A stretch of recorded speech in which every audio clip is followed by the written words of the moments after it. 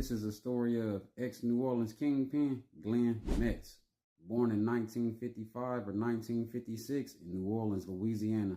Glenn Metz is widely known as a ruthless kingpin from New Orleans who ran a large-scale drug trafficking operation the feds dubbed the Metz Gang.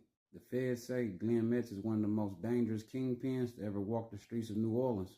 The feds say Glenn Metz sold millions of dollars worth of cocaine in New Orleans, plus the feds believe he ordered over 20 murders to stay at top of the drug gang in New Orleans. Glenn Metz is from uptown New Orleans, straight out the Calio projects, back of town to be exact. Glenn Metz was well respected, loved, and feared by many. When dudes got out of line, Glenn Metz had a crew of killers that'll bust your head. Just like another drug kingpin from the NO named Richard Pina, Glenn Metz had the streets on lock, and he was the only one with the key. Wasn't nobody moving nothing in the city if it wasn't coming through him. If he found out you was the competition and you was moving your own dope, he was going to send Nat, Marlo, or Meatball to come see you. And if them three people showed up on your doorstep, you wasn't going to live to tell about it. Feds believe from 1985 to 1992, Glenn Metz organization sold over 1,000 keys in New Orleans. The feds believe between those years, the Metz gang committed murder, attempted murder, kidnapping, extortion, and other violent crimes across New Orleans. Glenn Metz is a certified legend in New Orleans. Till this day, his name still be ringing bells. As a kid growing up in the Calio projects, Glenn Metz grew up poor and didn't have much. He was raised by a single mother who did her best to support him and his siblings.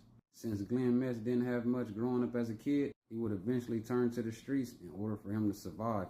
Before Glenn Metz became a drug kingpin, it is said he was a small-time dime bag weed seller. But by 1985, Glenn Metz ran his bag up and started his own crew. He began trying to expand his drug operation to other parts of New Orleans. But at the time, one person stood in his way. That person was another drug kingpin who operated out the Calio projects named Sam Scully Clay. At the time, Sam Scully had the Calio projects on Smash and New Orleans. Sam Scully was supplying everybody in the Calio projects, including Glenn Metz. But once crack hit New Orleans and the big money started rolling in, the dudes who worked up under Sam Scully, like Glenn Metz, wanted to start doing their own thing. Plus, some dudes felt like since Sam Scully wasn't from the Calio projects, they needed to get him out the way. Since some dudes known as the A-Team and Glenn Metz wanted to start doing their own thing, one day they would set up a meeting to meet with Sam Scully. It is said the A-Team and Glenn Metz told Sam Scully the back of town was theirs now and Sam Scully can have the front of town.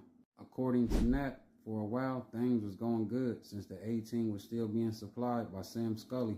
But things would eventually turn bad when the A-Team found out the dope Sam Scully was selling to them wasn't as good as the dope he was selling in the front of town. So this would lead to a war in Calio between the back of town and the front of town. Dudes in the A-Team who was running the back of town now wanted Sam Scully out the hood altogether because Sam wasn't from the Calio projects, plus people believe Sam played a role in the death of another Calio legend named L. Brodnick. It is said the war between the front of town and the back of town lasted over 20 years. The war led to hellish shootings and numerous murders. Sam Scully would be shot 3 times on 3 different occasions from this war. But in 1987, Sam Scully would eventually be killed in a hallway in the Calio projects. It is said Meatball was the dude that smoked him. Once Sam Scully was out the way, Glenn Metz was now able to grow and expand his drug operation. Once Glenn Metz became into power, he would start forming alliances with dudes from other hoods, such as dudes in the Magnolia Projects, Desire Projects, St. Thomas Projects, Melf-Pomimi Projects, Fitcher Projects, and parts of Jefferson Parish. Around this time, Glenn would start recruiting some real steppers to be a part of his team. 3 of the most known steppers he had on his team was Gerald Nap Elwood. Nap was known as a certified head buster who people knew not to mess with. He had hella people scared of him. It is even said Nap drove around New Orleans in a bulletproof pickup truck that had the word homicide written on it. Another certified head buster Glenn had on his team was Gennario Meatball Arthur. The feds believe Meatball committed about 70 homicides around New Orleans. Last but not least, Derek Marlo Mahoney. Marlo was a young head buster known for slinging that iron too. With these steppers on his team, Glenn would go on to become the biggest kingpin in New Orleans.